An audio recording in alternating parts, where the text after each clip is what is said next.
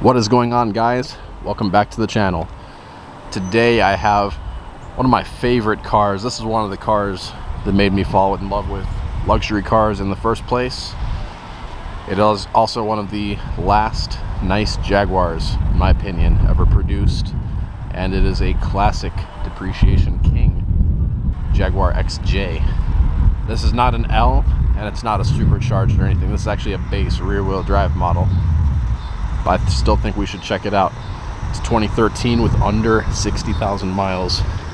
This car, 9 years later, still looks gorgeous, honestly.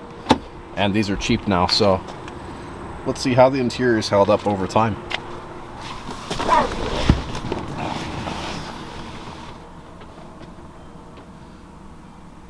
Seriously gorgeous. They don't make them like they used to.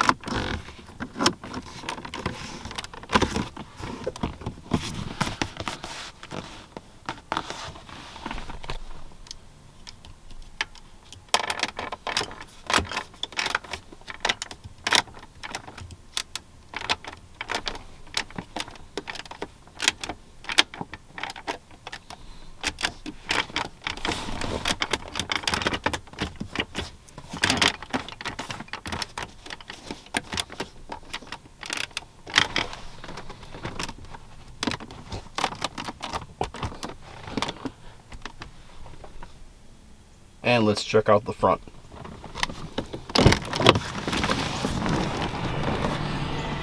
I must say the legroom is actually not too bad, despite this being the non-L.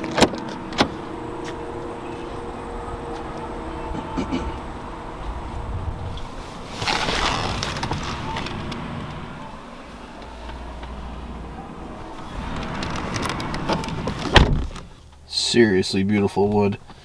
I've said this in the past, but Jaguar has some of the most beautiful wood in their cars, and this is no exception. Very, very few automakers do this anymore. Truly art.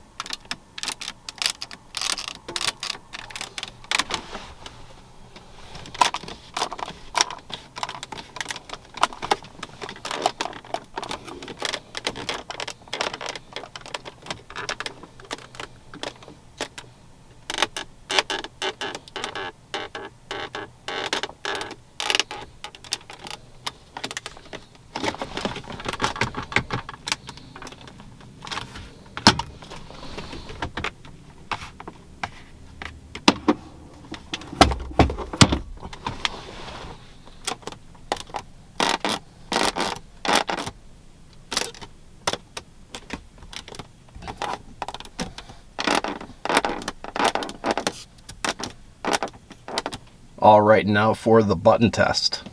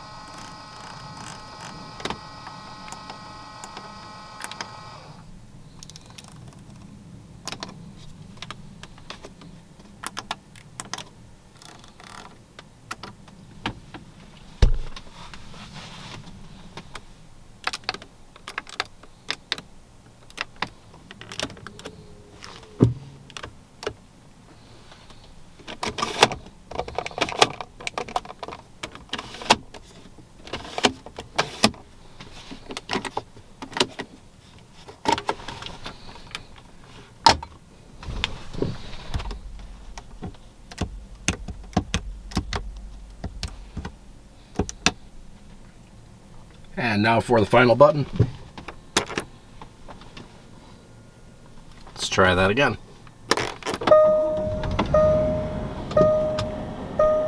One little thing I want to mention while the climate controls are off, so we don't make too much noise in here, is this is also one of the last cars that actually uses real metal in some places, like this gear knob. Let me show you.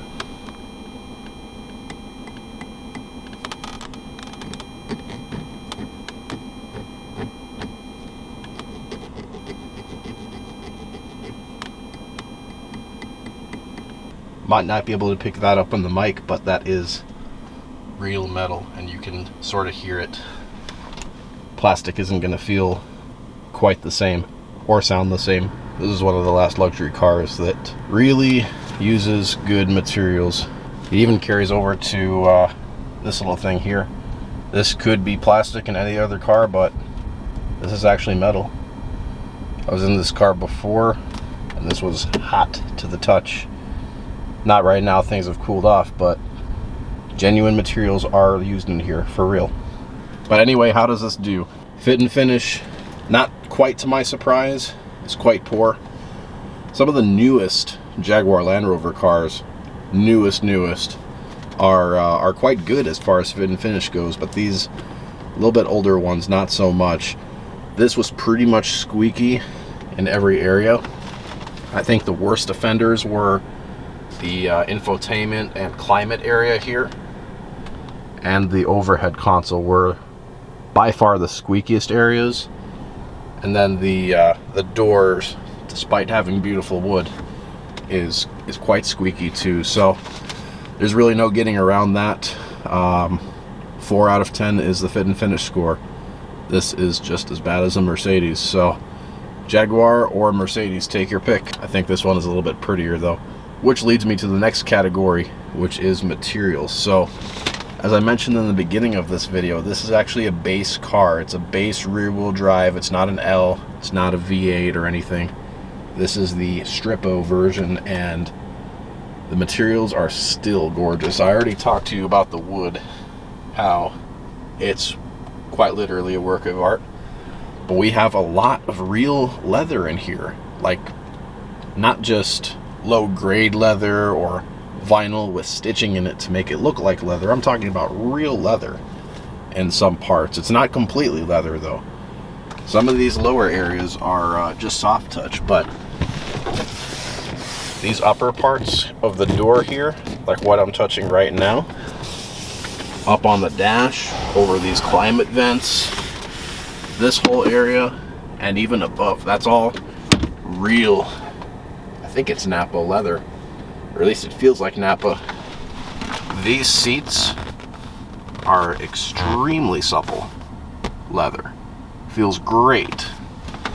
And a lot of the bright work around here, I mentioned this, but also on the doors and whatnot, that's all real metal, honestly. Jaguar does use genuine materials in these cars. To my surprise, they don't have to for this price point. This is not a Bentley or a Rolls-Royce. But I guess because it's still a British car, although it's made by Tata Motors, they're really trying to go for that budget Bentley feel, from what I can tell. But yeah, all the upper parts are real leather, which is just so nice. Lower parts are just soft touch vinyl, but that's okay. I know you can upgrade it. Headliner and sun visor is cloth. That's a good sign. And then the buttons, I have mixed feelings about the buttons. So not all, but most of them are clicky. I like the clickiness. However, in these older Jaguar Land Rover vehicles, they are made of the same materials that you find in sticky buttons in other cars. And those are in this car, so you touch some of this stuff and it's sticky. So we got sticky buttons. And then, love the gear selector, by the way. Don't know how reliable these are with the motor possibly jamming in and out. I've heard that could be an issue, and I know this was a little controversial when the car first came out, but love the way it feels, honestly. The knurling is on point and it is real metal. Both of those facts make me extremely happy. So there we go. This is a mostly fantastic materials quality, except for say a few of the sticky buttons. Not quite enough good to be a Bentley or a Rolls-Royce or something. It's not at that level yet, but it's very close. For the materials score, I would give this an 8 out of 10, which is the strongest score I've given in materials in a while. Even the armrest here, stitching going through the center console, this is all very soft leather. Just great, absolutely fantastic. Anyway, that's my conclusion. This is the final score. 4 out of 10 for fit and finish, 8 out of 10 for materials. Kind of interesting difference there, but that's what this car gets. This is one of those cars I think that'll become a future classic, especially now these are so cheap. This one has 59,000 miles and it's under 30 grand. Even with the crazy market, this car brand new was probably like 70, 80. So, beautiful car. Probably a lot of money to fix though. But who cares? You get all this beautiful wood and leather and you just forget about all that. Anyway, enough rambling. I'll catch you guys next time. Peace.